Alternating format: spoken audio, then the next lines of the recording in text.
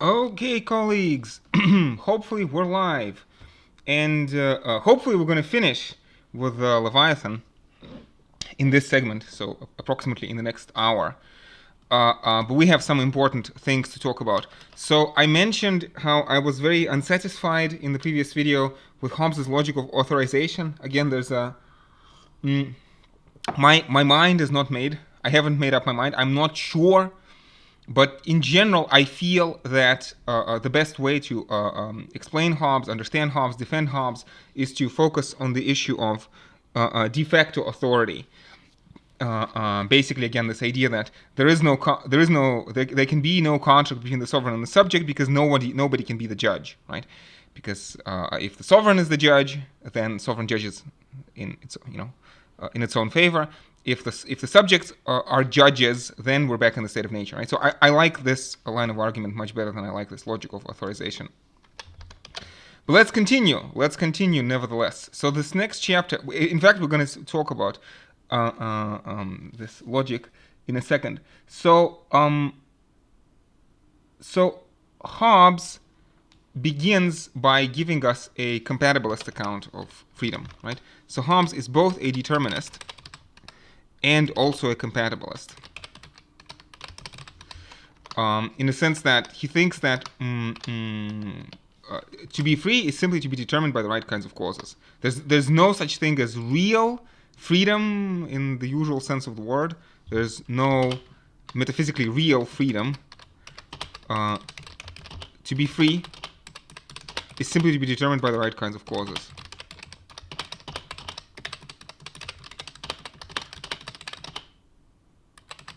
Right? So that's the notion. Yeah, so he says freedom is simply absence of external impediments of motion. Absence of external impediments of motion, right? So I am free if I'm not chained. But he says, but when the impediment of motion is in the constitution of the thing itself, when the stone lies still, or a man fastened by a bed by sickness, they are still free. A stone or a sick man are still free. Because they are bound not by external, but by internal impediments, right? Is this important? Well, again, in principle, physicalism, materialism. I could talk about this for a very long time, but in general, I am very much on board with this notion in Hobbes. I read Hobbes partly because I agree with his ontology, right? With his ideas about reality. I consider myself a materialist, I think it's not. I mean, today in the 21st century, when we have the achievements of neuroscience, I think we have reasons to take Hobbes seriously in the way that Hobbes used to not be taken seriously in the past. So it's like contemporary achievements in neuroscience make Hobbes more relevant. I could talk about this for ages, but I have talked about this in other videos, so let me go back to Hobbes now. Anyway.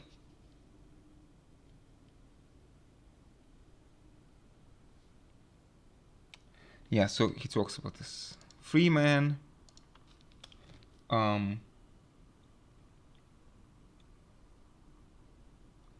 Yeah, so he says, lastly, from the use of the word free will, no liberty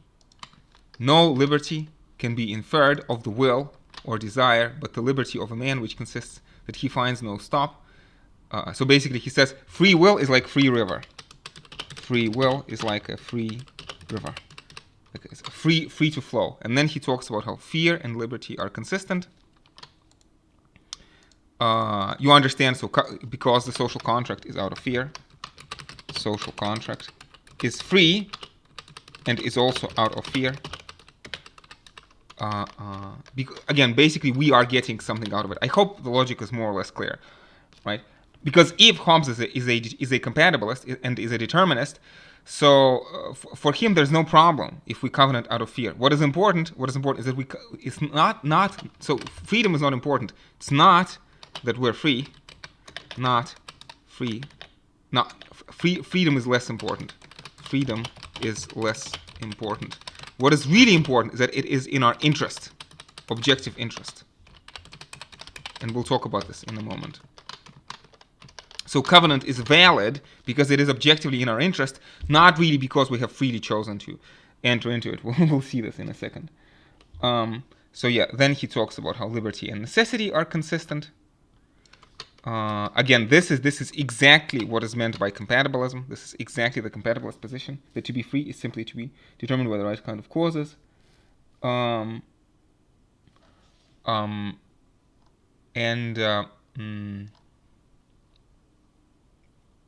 So I think we can skip this stuff. Liberty of the subjects is going to be the turrets of the city of Lucca. Yeah, so he talks about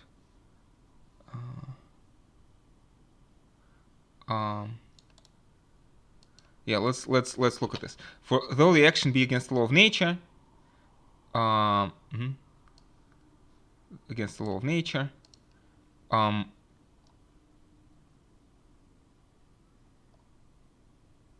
so basically what Hobbes is saying is that the sovereign is responsible to God. Sovereign is responsible not to subjects, but to God. And he gives this very famous story about Uriah and David, how David, well, he gets Uriah killed, right? Gets Uriah killed so that he can sleep with his wife. And this is a sin against God, not Uriah. But very importantly, remember, because the sovereign is sovereign in all matters, the sovereign himself decides. The sovereign itself decides whether the sovereign has sinned and what to do about it, right? So basically the sovereign is not responsible to anyone, not responsible to anyone on earth, right? The sovereign is his only judge. The sovereign is well, his or hers or its, right, is his only judge. Let's say the sovereign is the only judge of himself, the sovereign. Anyway,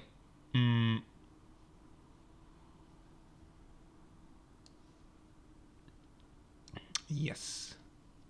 So he talks about ostracism, banishment. Do I want to talk about this?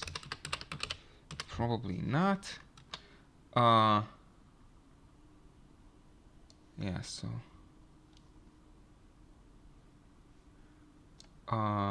so this interesting passage that Stephen Smith draws our attention to, he says, Hobbes says, there's written on the turrets of the city of Lucca, the turrets of the city of Lucca, in great characters to this day, the word libertas. Yet no man can thence infer that a particular man has more liberty or immunity from the service of the Commonwealth there in Constantinople. So again, so he's saying the Republican Lucca, so the citizen, the subject of Republican Lucca is just as unfree as the subject of, you understand, monarchical of Constantinople, right? So in the sense that when he says liberty, Lucca says it's free, right? So Lucca is free, but it doesn't mean that subjects of Lucca are free. And you can, it's like Lucca, you can say, maybe if you want, compare this to Athens, right, Republican Athens. But the citizens themselves are as unfree as the citizens of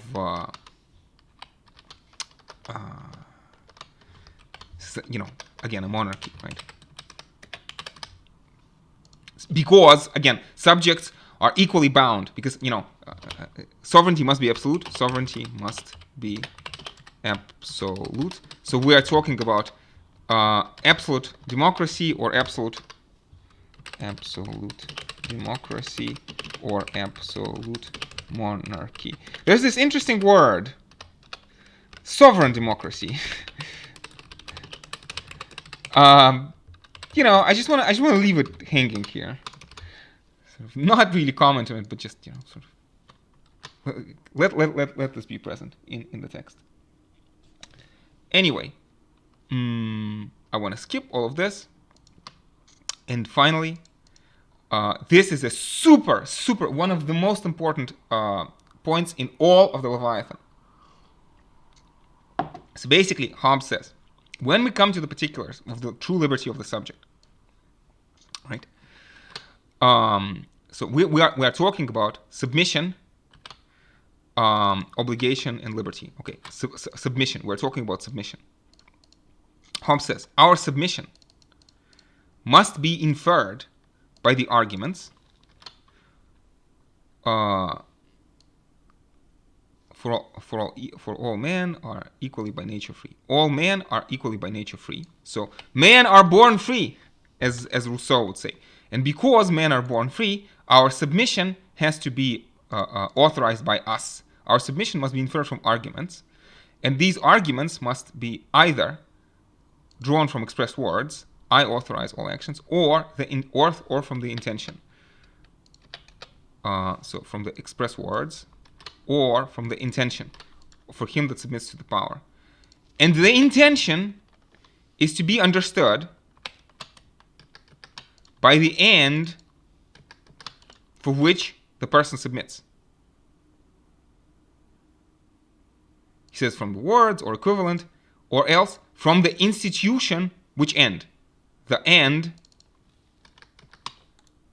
of the institution of sovereignty, namely peace of the subjects with themselves and their defense against the common enemy. So notice what Hobbes is saying here. If I am protected, it's not just that I must submit. I must submit, yes, of course. But I must submit because we must, if I'm protected, it is inferred, we can infer, right? Therefore, it is necessarily the case, that it must be interpreted that I consent, right? It is necessarily the case that it must be interpreted that I consent.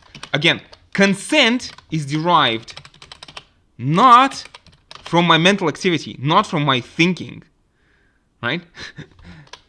Derived not from my mental life, my mental activity, but derived from the fact of my protection.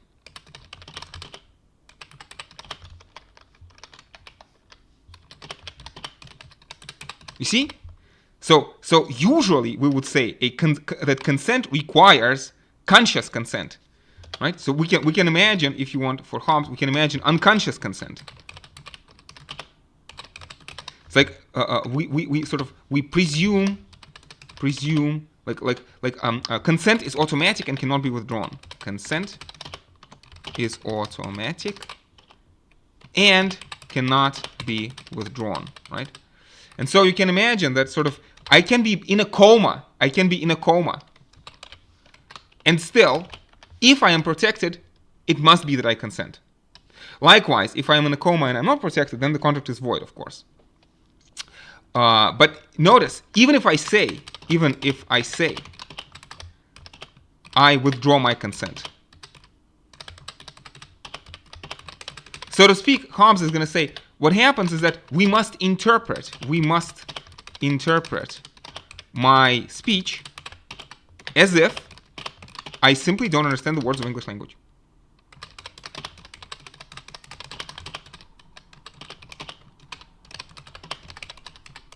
Why? Because all actions must aim at some good. So all actions must aim at some good, right?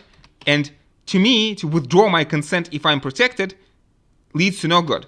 Withdrawing consent in security leads to no good. So we must presume that I'm insane, or simply, let's say, insane or irrational, or I don't have command of English. Okay, something like this.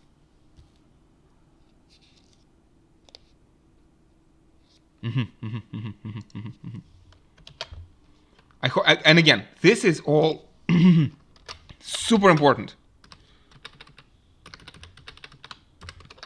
I think that this is one of the most important paragraphs in all of the Leviathan. And notice, so we talked about this authorization. Authorization does no work compared to Plaminats.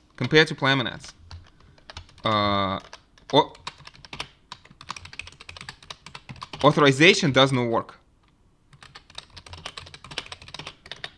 This is simply a defense of de facto authority.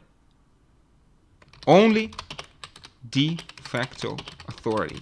If you are de facto protected, then de facto you must submit. Okay. Hobbes continues. First, therefore, seeing sovereignty by institution, covenant of everyone to everyone, sovereignty by institution, sovereignty by acquisition, by covenant of the vanquished to the victor, or the child to the parent. Notice again that parental authority is by acquisition. And notice, this probably means that for most people, sovereignty is sovereignty by acquisition, right? For the vast majority, sovereignty is by acquisition. We enter into the contract when we are born, newborn. We're helpless newborns. And as helpless newborns, we enter into these contracts. I would say this is important.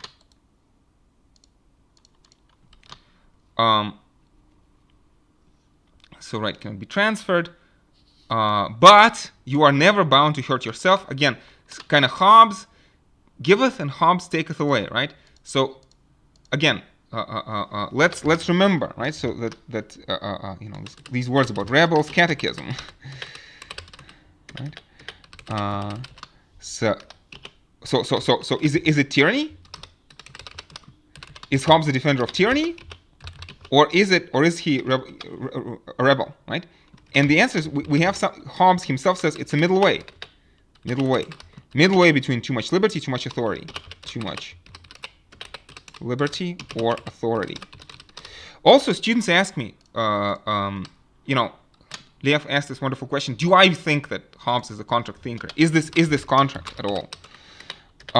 And the answer is it's not really clear, right? So especially if we look at these words, right? That I must consent if I am protected. Is this contract at all? And I want to say kind of depends on what you mean by contract. But I think it's important. So maybe the word contract is misleading. The word contract is misleading. But we must remember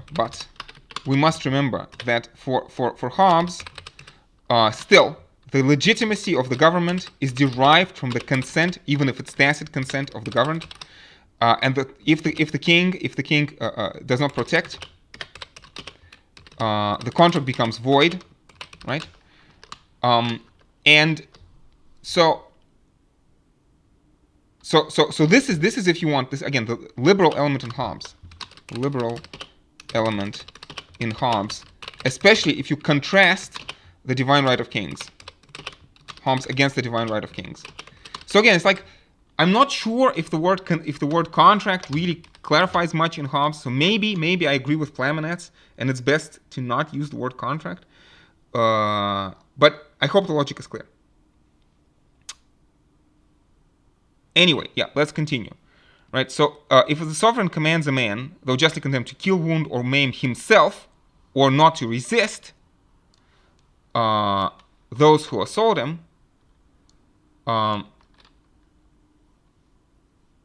or to abstain from food, or air, or medicine, or any other thing without which he cannot live, the man has liberty to disobey. There's liberty to disobey. Like the sovereign cannot force a man to kill himself.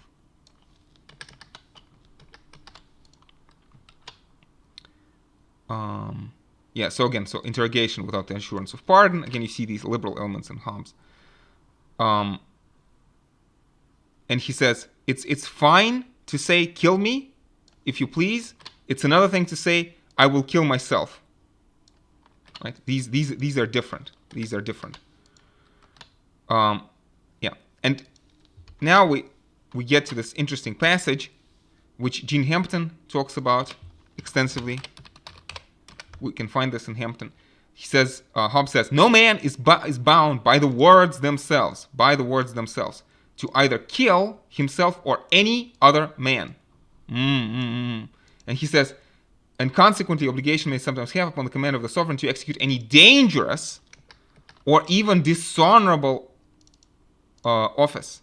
You see, this is very interesting. This is very interesting. Hobbes is saying, I am not bound to kill myself, to kill other people, to execute anything dangerous or dishonorable. And this is why Hampton is quoting someone, Hobbes' contemporary, saying that Leviathan is rebels' catechism. Rebels. So this is promotion of rebellion, right?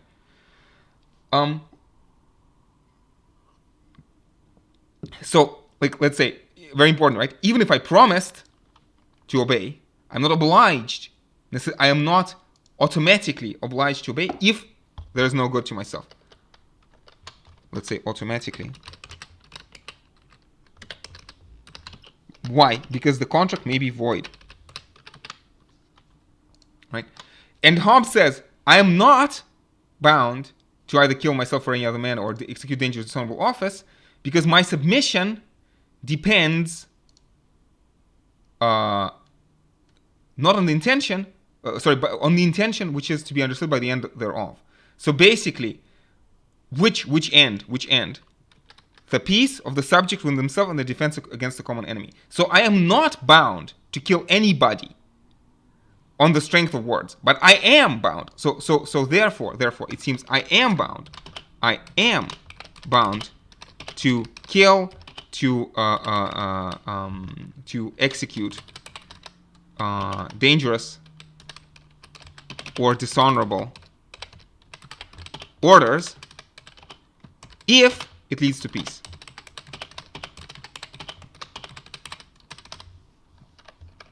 So again, Hobbes giveth and Hobbes taketh away. It's kind of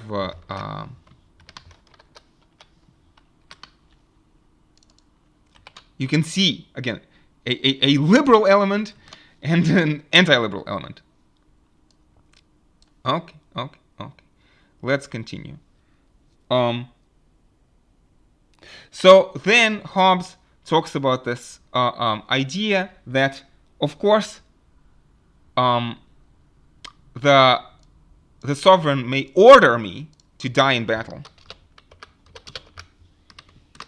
The sovereign may order me to die in battle, but Hobbes respectfully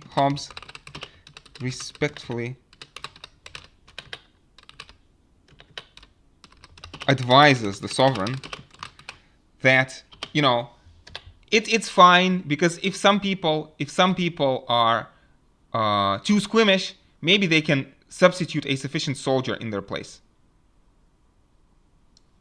Hobbes says, let's make allowance for timorousness. But of course, if the sovereign decides, you must give in. And it's all kind of interesting. He says, when armies fight, there is on one side or both a mutual running away. It's kind of an interesting way to characterize a battle as a mutual running away. Well, it depends on the history, because historical period. Historians tell me that some battles were actually like this, and desertion was indeed rampant.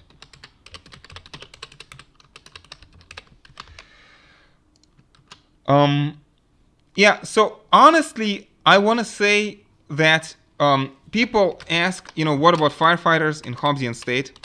And we discussed this in the lecture. And I think, remember, there's always let's just say there's always going to be plenty of glory-seeking people, of risk-seeking, glory-seeking people who will find the reward worth the risk. And the example that I usually gave in the past is from Leo Tolstoy's War and Peace. So Tolstoy's Dolokhov, who does something incredibly risky in the Battle of Austerlitz, I think, to capture a French officer because he wants to get a promotion. So it's like, I feel that this is not such a big deal at the end of the day.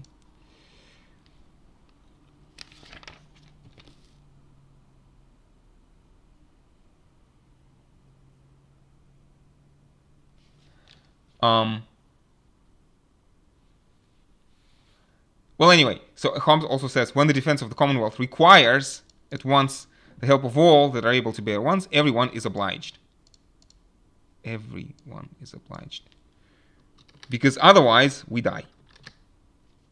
The institution of sovereignty is created for that. It wasn't in vain, because we all die then. Anyway. So, next passage has to deal with this non-resistance compact, I feel, right? So to resist the sword of the Commonwealth in defense of another man, guilty or innocent, man has no liberty. So we cannot defend each other.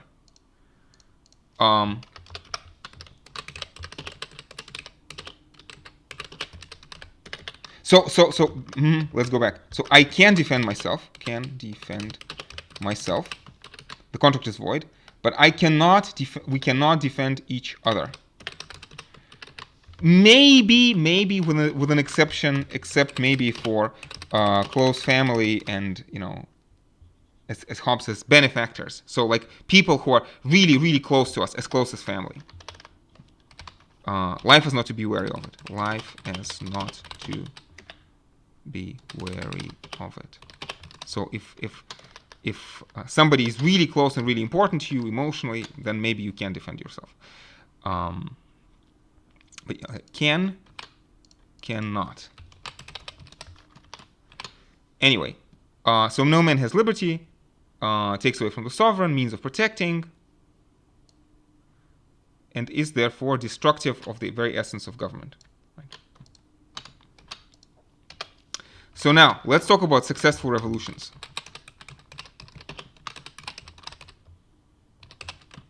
Or let's talk about Cromwell, maybe. Right?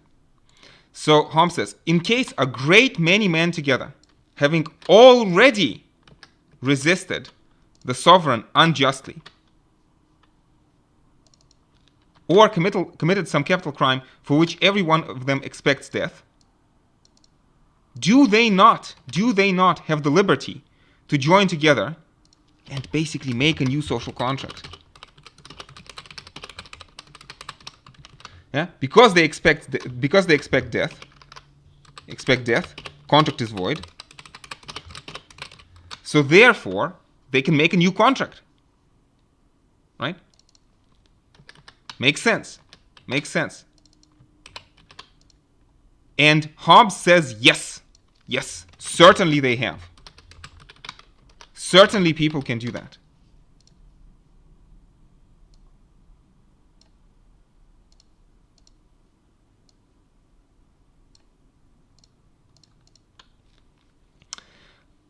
For they defend their lives, which guilty man may do as well as the innocent. There was indeed injustice in the first breach, so they should not have done this first breach. But then,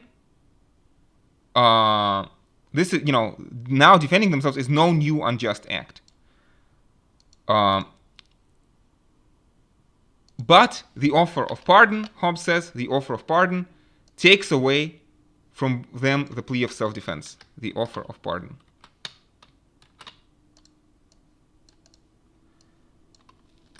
Make what you will of it, okay? So basically, in some sense, Hobbes again is respectfully advising monarchs to be merciful in their own interest, in monarch's own interest.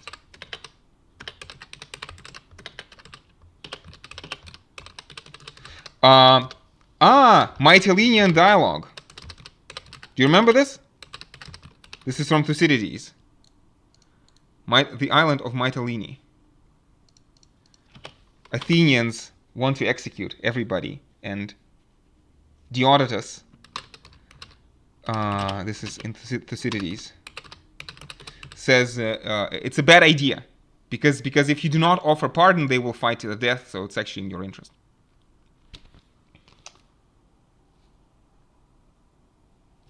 Okay, so liberty of the subjects depends on the silence of the law. Again, this is the negative formulation of freedom. Whatever is not unjust is just.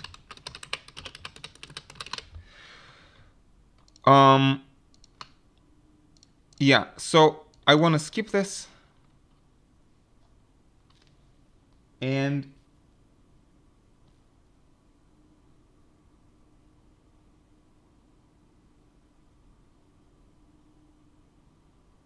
anyway, so and I want to get to this next portion, which I find extremely important.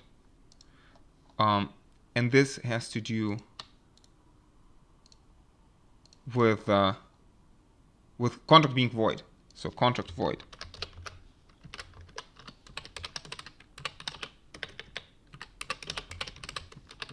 Again, super important passage.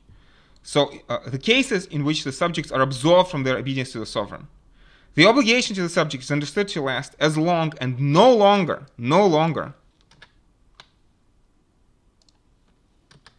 than the power lasts by which he is able to protect him. So the obligation is derived from the power to protect. Power to protect. Okay.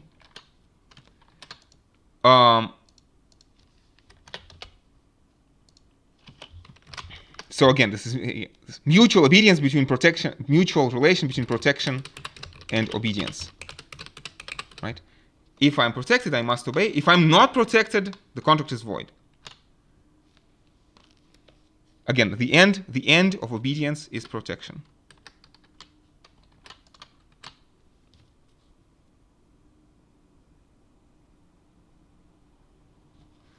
And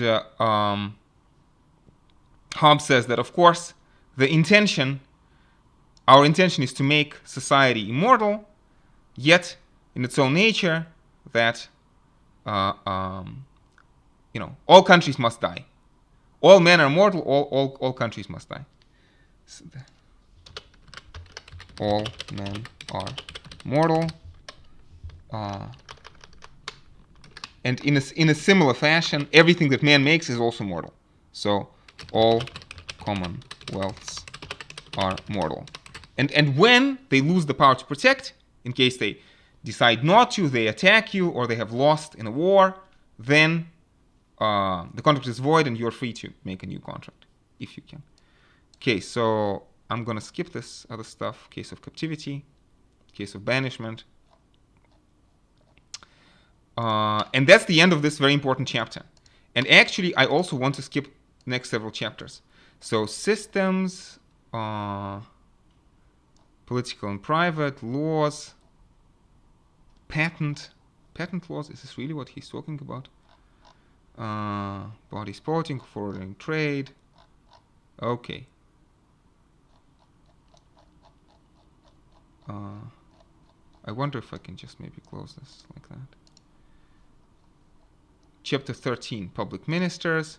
Chapter 14, nutrition and procreation. Chapter 15 of counsel. Chapter 16 of civil laws. Chapter 17 of crimes. Chapter 19 of punishment. So I wanna skip all of this, and in fact I'm gonna mostly skip punishments. But I just want to.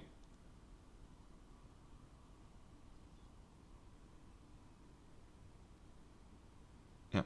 So, but to covenant to assist a sovereign in doing hurt to another, unless have a right to do it himself, is not to give him a right to punish.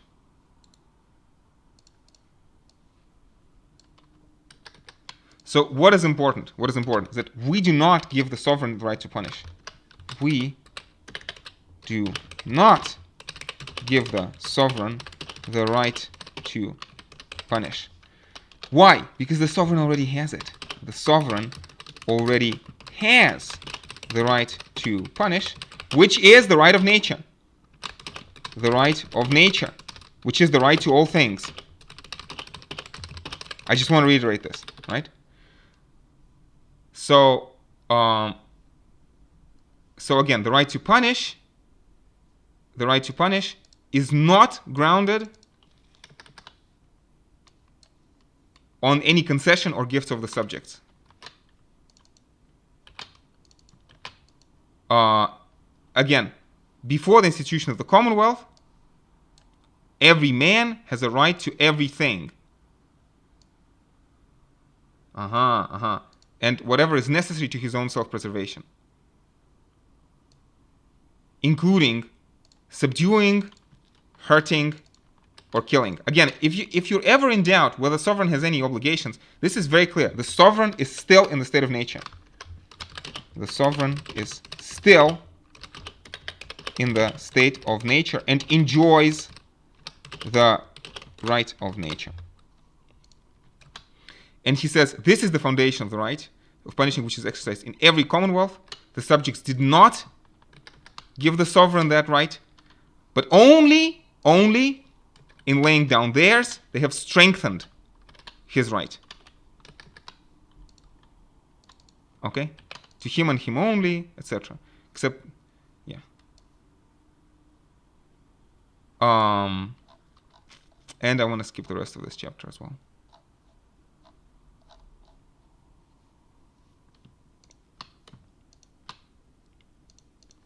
Okay, chapter 29. Of those things that tend to weaken or dissolution, tend to weaken or tend to the dissolution of the commonwealth. Though nothing can be immortal which mortals make, yet if men had the use of the reason, the true science of politics, which is to say, read Leviathan, read the Leviathan. Right? People read the Leviathan, right? Then commonwealths might be secured at least from perishing by internal diseases.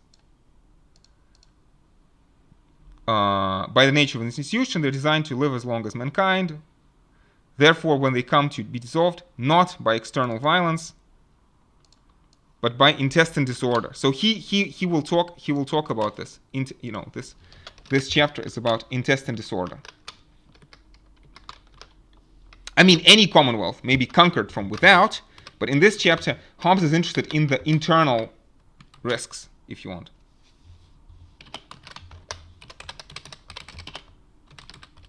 Or challenges. Okay, so basically Hobbes is going to talk about, I forget exactly how many, 6 maybe,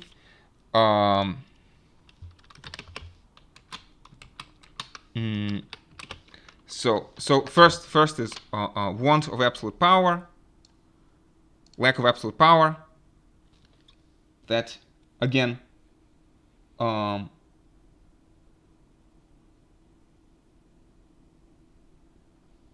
you can read this on your own. I think this is all fairly self-explanatory. Well, I mean, yeah. So basically, well, is this important? The idea for Hobbes is that if you do not give sovereign enough power, then this will lead to either civil war or destruction by foreign powers.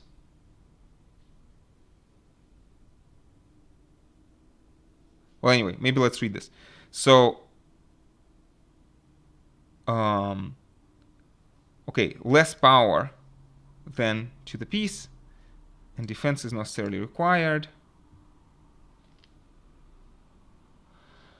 He says when which disposes great numbers of men when occasion. So if there's not enough power, when occasion is presented, people will rebel foolishly and stupidly and without right, but they will rebel. And this is, in some sense, fool's problem, right? Foolishly. Fool's problem. And the solution to the fool's problem is to give sovereign more power. It says, as bodies of children, like children, but when their parents are diseased, when kings deny themselves some such necessary power, it is not always, though sometimes out of ignorance, what is necessary. Yeah. Well, again, I hope that this is clear, more or less. He says, nor does this happen to monarchy alone. Anyway, in the second place, so second is this private judgment of good and evil. Yeah. So we talked about this. So by nature, nothing is good or evil in itself. Nothing is good or evil in itself by nature. But in order for us to have peace, like consensus is impossible, therefore we need to consent. Consensus is impossible.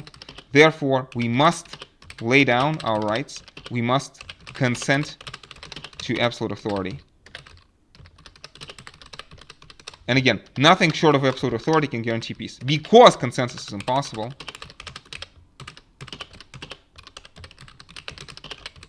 nothing short of absolute authority can guarantee peace.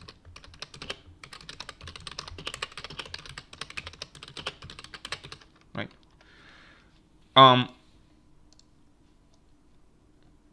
So, number 3 is that putting your own private conscience above the sovereign. It's a similar notion, broadly speaking.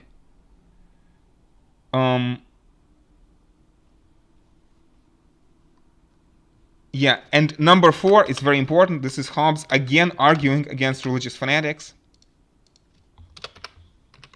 And I think this is a very interesting, a very powerful critique.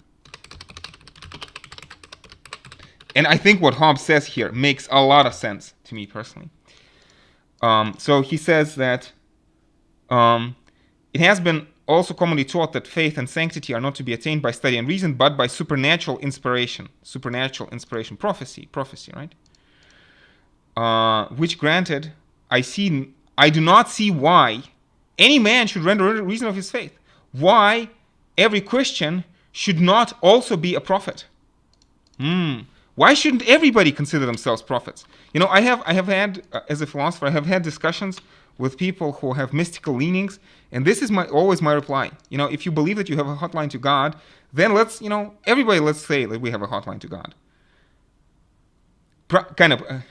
Compare this to Wittgenstein's private language.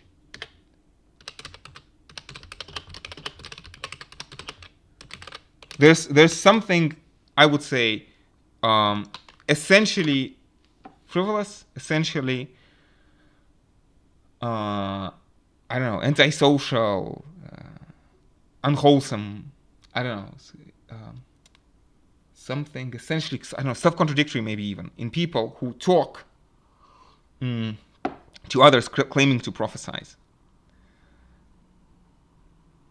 Hobbes says that you can say that you saw a dream about God talking to you in your sleep, but how do you know whether you really talked to God or maybe you just imagined? Have humility. Say, I had a dream, I dreamt of God.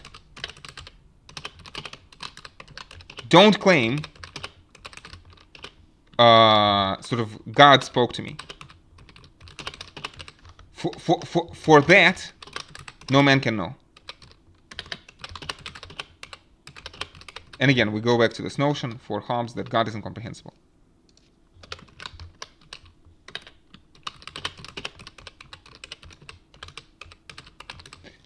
Like if we allow miracles, all hell breaks loose. Yeah. So again, and basically, for Hobbes, the idea is that if every believer would be a prophet, we'd go back to the state of war. If every man were a prophet, back to war of Wolkenstone. Right. Making judges again.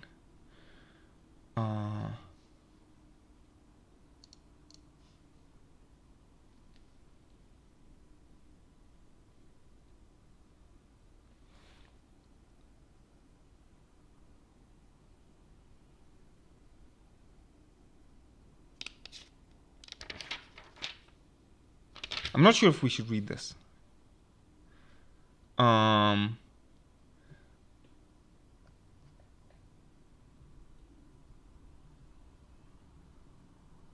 Okay, thus we fall again in the fault of taking upon us to judge good and evil, or to make judges of it, such as private men, is pretend to be supernaturally inspired to the dissolution of all civil government. Faith comes by hearing, and hearing by those accidents which guide us into the presence of them that speak to us, which accidents are all contrived by God Almighty, and yet are not supernatural, but only for the great number of them that concur to every effect unobservable. Faith and sanctity are indeed not very frequent, but yet they are not miracles, but brought to pass by education,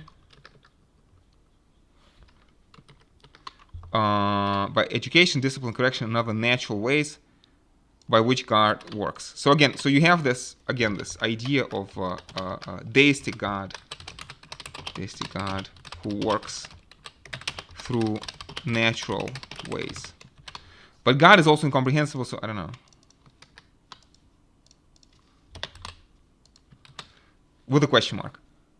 All these three opinions, pernicious to peace and government, have, in this part of the world, proceeded chiefly from the tongues and pens of unlearned divines, who, joining the words of Holy Scripture together otherwise than is agreeable to reason, do what they can to make men think, then sanctity and natural reason can stand together. Yeah, and so basically Hobbes's part 3 and part 4 of the Leviathan is going to be arguing against these unlearned divines, part 3 and 4 of the Leviathan, which are interesting in their own right, but unfortunately no time for them in our course here.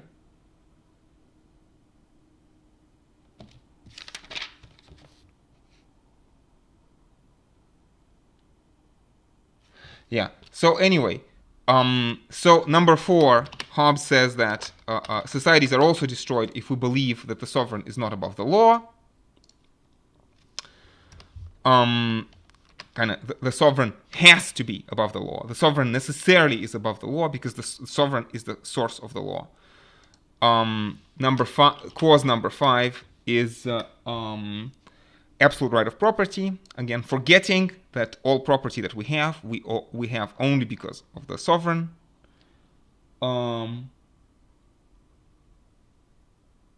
Number 6 is the mistake of thinking that sovereignty can be divided into checks and balances. And we tend to believe in checks and balances, but there's always a question, like in times of emergency. Like, even if who decides? So who decides? Okay, maybe we have checks and balances, but who decides in times of emergency? This is a question that many philosophers, like Carl Schmitt, for example, would take from Hobbes as a takeaway point. That sort of even if Hobbesian picture in its entirety is not necessarily applicable to our situation, there's a Hobbesian element in our systems.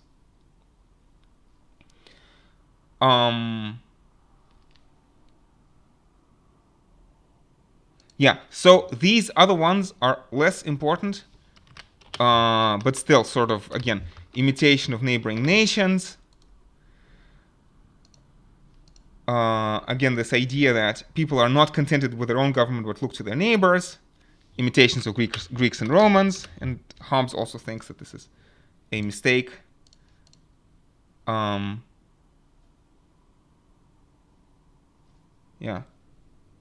And I think we talked about this already, but this idea of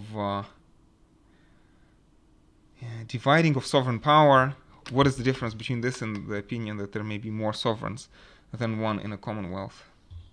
Not entirely sure, but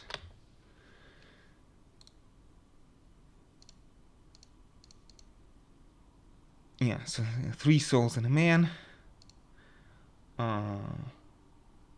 Well, again, the logic is clear.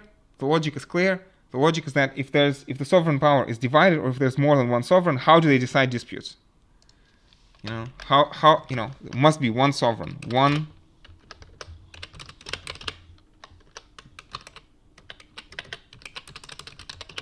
to decide disputes.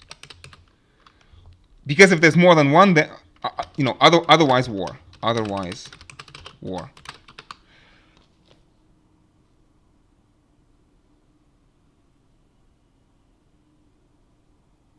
Oh yeah, so he especially talks about subordination of religion. So in this section 9 he talks about subordination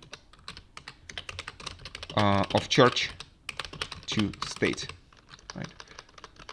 This is very important for Hobbes, and you can think about this again: Reformation, wars of religion, and Treaty of Augsburg. Peace of Worms. Treaty of Westphalia. Yeah. Cuius regio, eos religio. Right. So this is basically. And he continues. He talks about this mixed government.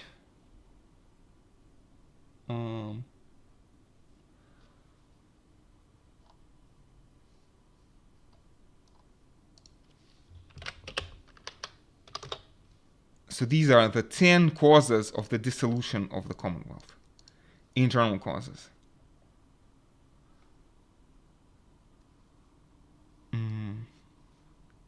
Yeah, and when he talks about these checks and balances or separation of powers, Hobbes has this wonderful analogy. He says, "To what disease of the natural body of man I may compare this irregularity of the Commonwealth, I know not, but I have seen a man that had another man growing out of his side, with head, arms, breasts, and stomach of his own. I have seen a man that had another man growing out of his side." And Hobbes said, if he had another man growing out of his other side, then the comparison might have been exact. So this is Hobbes making fun. Okay, and the rest is not important for our purposes, but still, maybe you can look at this, right? So there's want of money, there's monopolies and abuses of something, publicans, popular men, popularity of potent subjects, excessive greatness of towns or corporations, faction, and you have this dissolution of the Commonwealth. Yeah.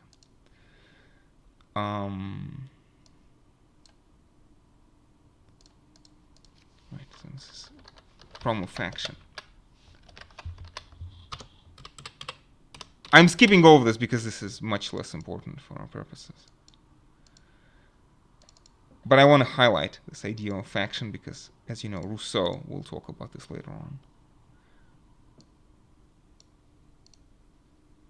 It's kind of interesting. Okay. So finally, we get to the one and only, the promised chapter 30. Something I kept talking about over and over again. Because this is, I feel, a super important chapter. So again, the basic idea of chapter 30 is that the interests of the sovereign and the interests of the subjects are aligned.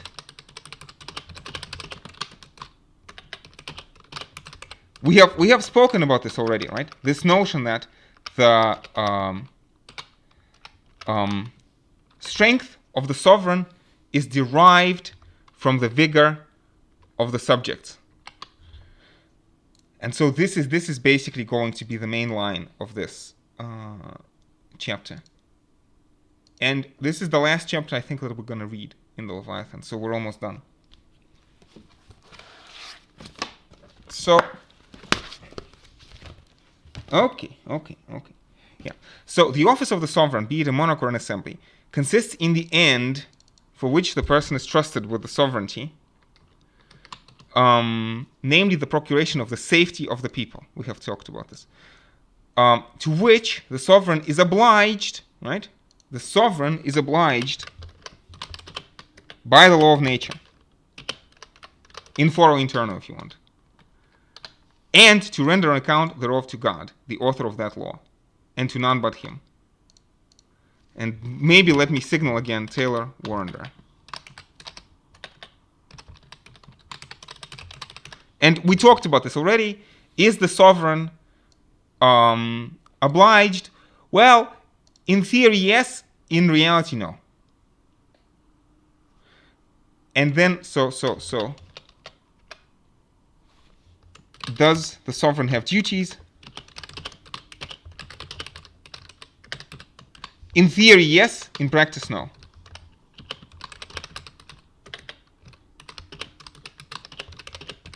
Why? Because the duties of the sovereign are only to himself, if you want.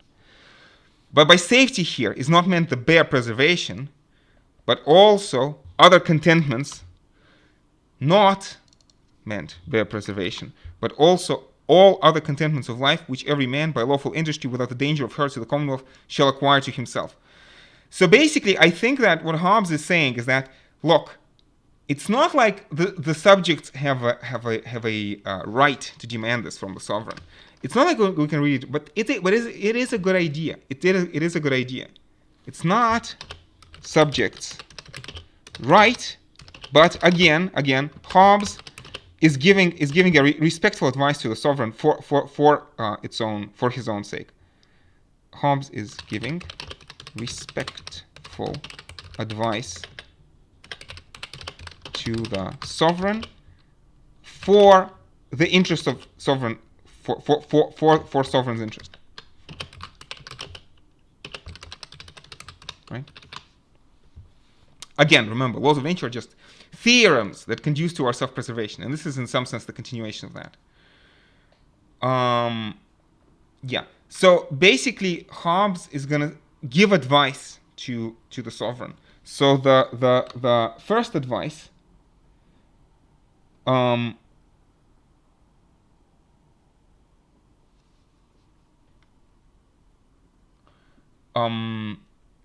so it is against the duty of the sovereign to relinquish any essential right of the sovereignty. So the first advice is that the sovereign should not give up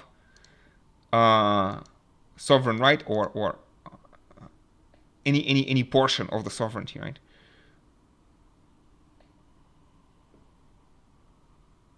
Again, and we start with this notion of good laws, and we'll talk about good laws more because it's important. And again, Hobbes, in some sense, says, look, that people will obey better if they're not merely forced to obey, but if they actually understand what is the purpose of the laws.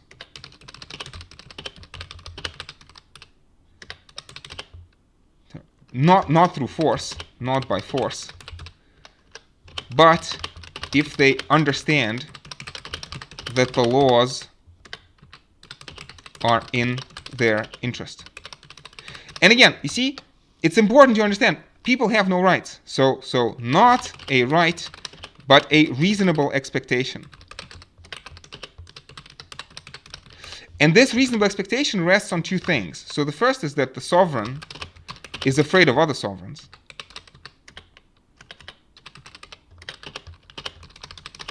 But also that in principle, the sovereign is also afraid of the rebellions.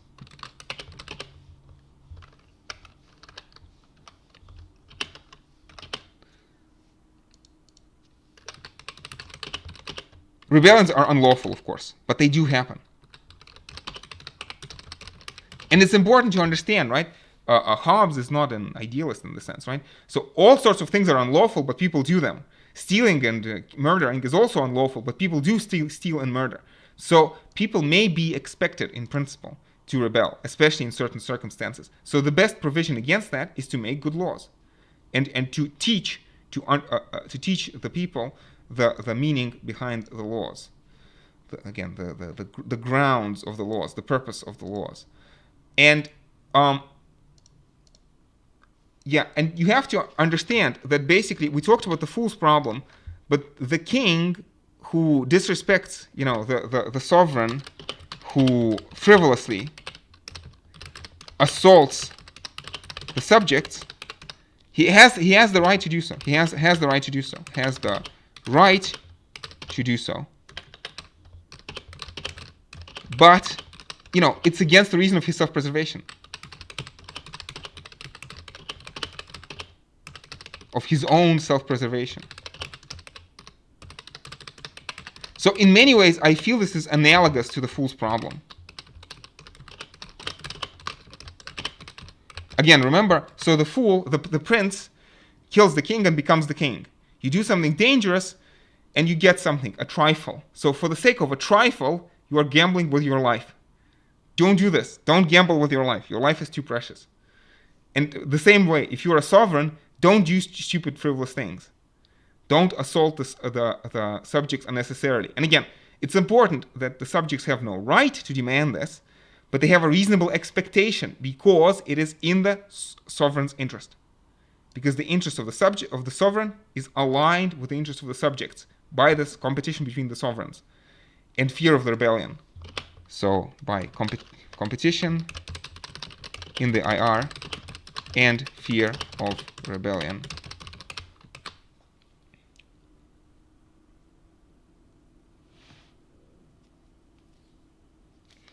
Anyway, if the essential rights of sovereignty specified before in the 18th chapter be taken away, the Commonwealth is thereby dissolved, and every man returns to the condition and calamity of war, which is the greatest evil that can happen. Again, very important. Right? So the greatest evil is civil war and not tyranny. Although, again, what would Hobbes say about dictatorial regimes? Let's think about this.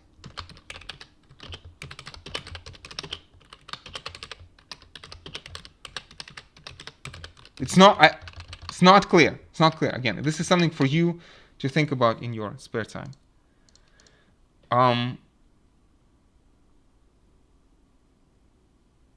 Anyway.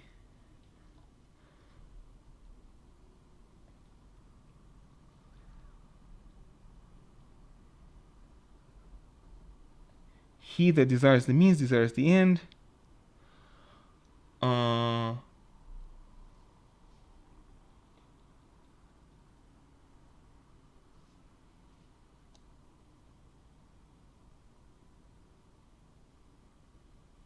Yes, so again, sovereign power in some sense is limited, I think, to the provision of peace and safety, but the sovereign himself is the judge of what is necessary for peace and safety.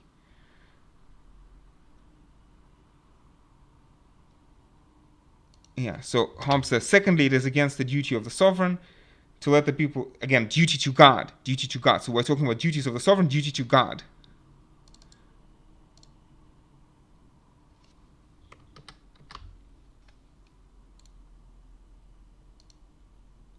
This whole chapter is about duties.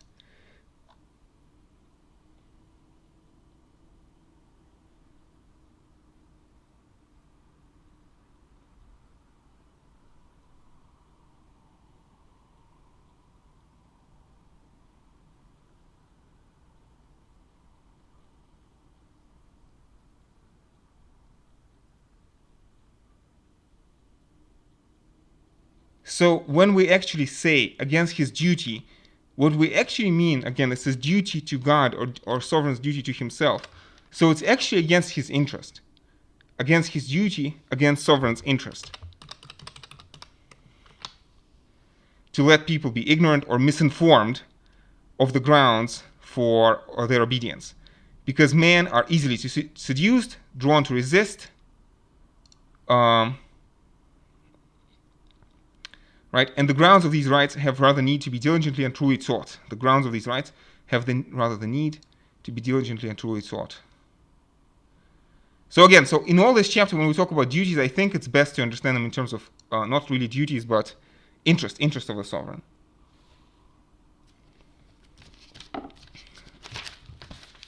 Anyway,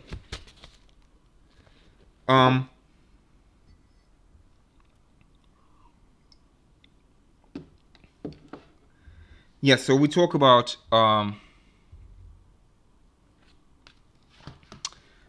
objection to those that say there are no principles of absolute sovereignty, objection from incapacity of the vulgar. Let me maybe skip that. Subjects be taught not to affect the change of government. Noted here, against the sovereign to popular man. Have days set apart to learn their duty, honor their parents, avoid doing injury, sincerely from the heart, use of universities.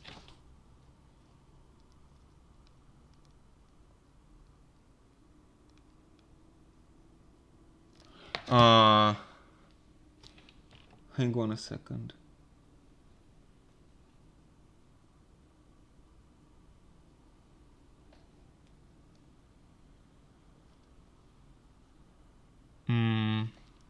Yeah. So you see. So consequently, explaining the reasons to people is not only his duty but his benefit also, and security.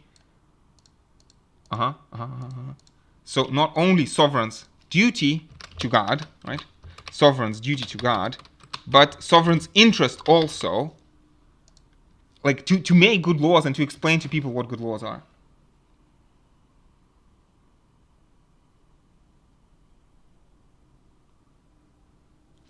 Anyway, not to dispute the sovereign power, honor parents, do this, avoid injury.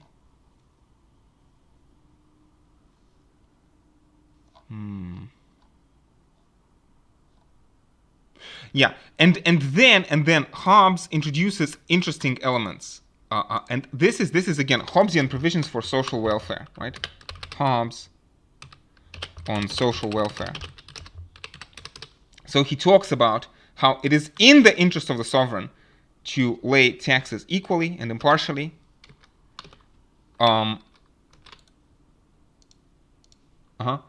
And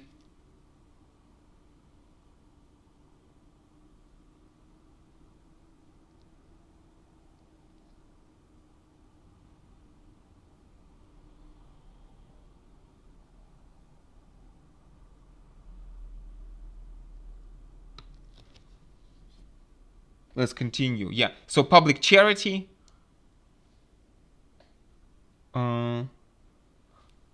Public charity. Apologies for the slight delay. Prevention of idleness. So basically, again, this is Hobbes explaining his social welfare. Again, the sovereign doesn't have the duty to do this, or his sovereign's duty is actually to God, but there's an interest, right? And so now here Hobbes is talking about good laws. He says to take care of the sovereign belongs to making of good laws. So to the care of the sovereign belongs to making of, but what is a good law? By good law, I mean not just a just law, because all laws are automatically just. That the sovereign makes, because the sovereign defines what justice is. For no law can be unjust. Right? The law is made by the sovereign power, done by such power, warranted, etc., etc. A good law is that which is needful to the good of the people and is perspicuous. Perspicuous means clear.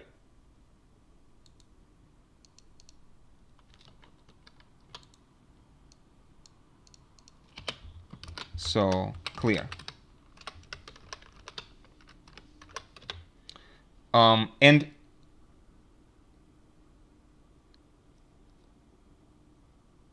he's going to talk about this laws like hedges.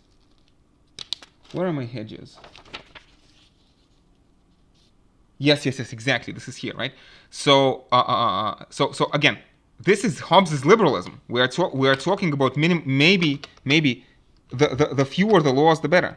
Government that governs least governs best.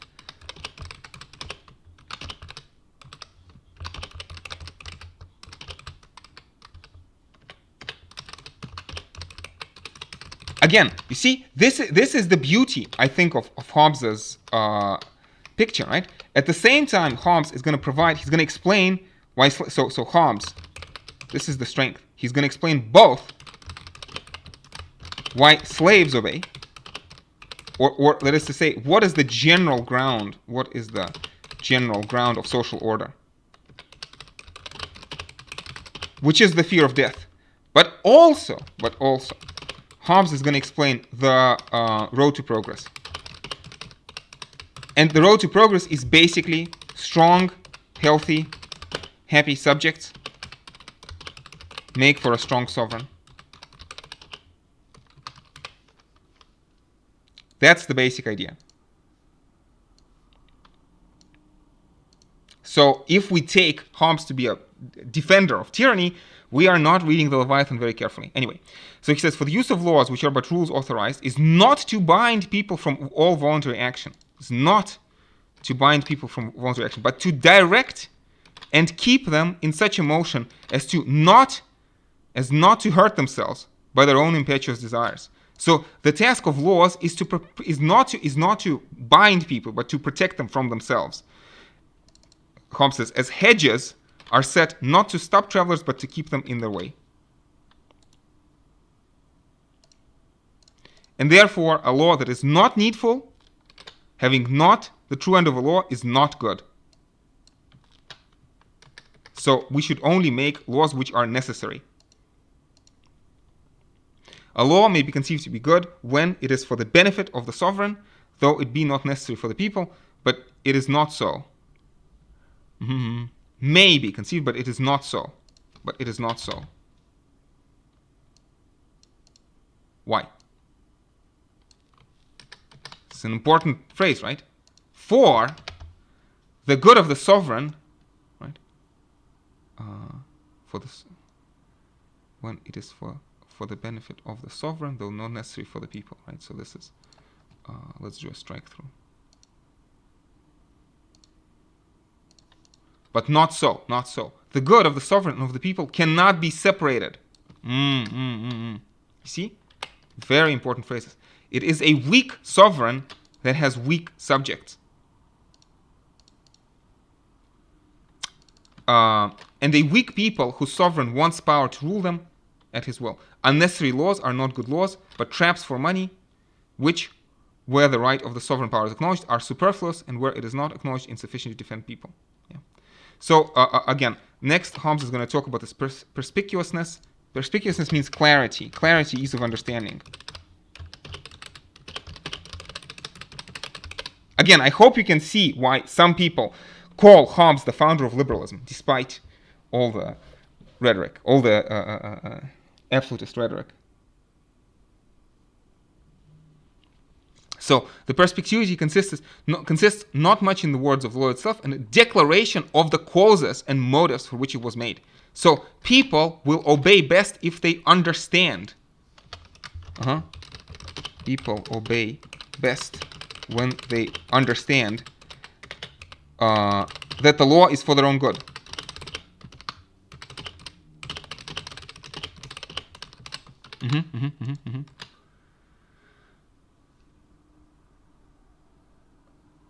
Yeah, so words are subject to ambiguity, connection. Yeah, I hope this is clear.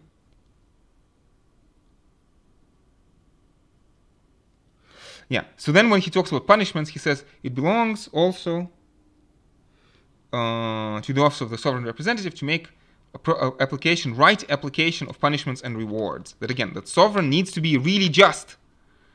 And he gives this example of Tarquin, who was the last famous or infamous last king of Rome.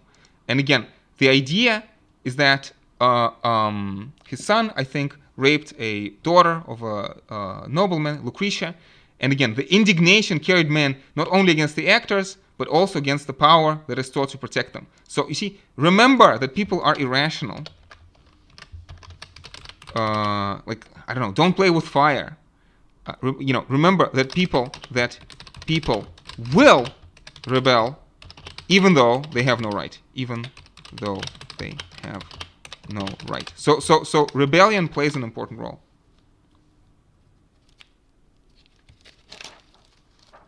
And basically, I want to say that's the Leviathan. Oh, no. We have to talk about the review and the conclusion. Yes. Let's talk about a review and the conclusion. So it's a fairly long chapter. So,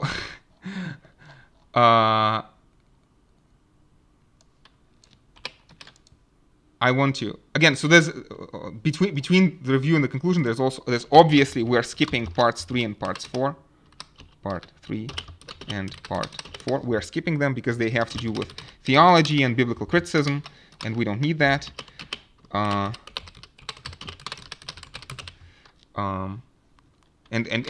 Hobbes' critique of Catholicism.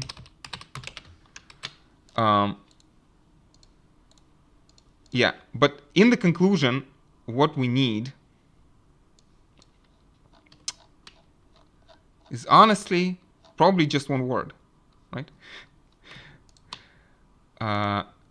Thus, I have brought to an end my discourse. Let's colleagues, we've great journey together. Let's go out with a bang. Right? I have brought to an end my discourse of civil and ecclesiastical government, and you have made it this far, right? Occasioned by the disorders of the present time, without partiality, without application, without designs, than to set before man's eyes the mutual relation between protection and obedience. So is Hobbes a social contract thinker? This is what he writes in the conclusion. Yeah.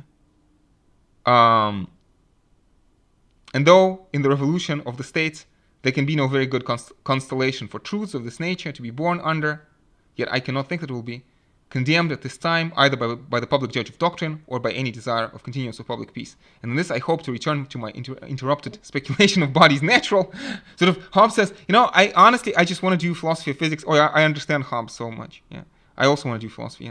Let's talk about dark matter, Higgs boson, axions, weakly interactive massive particles. Right.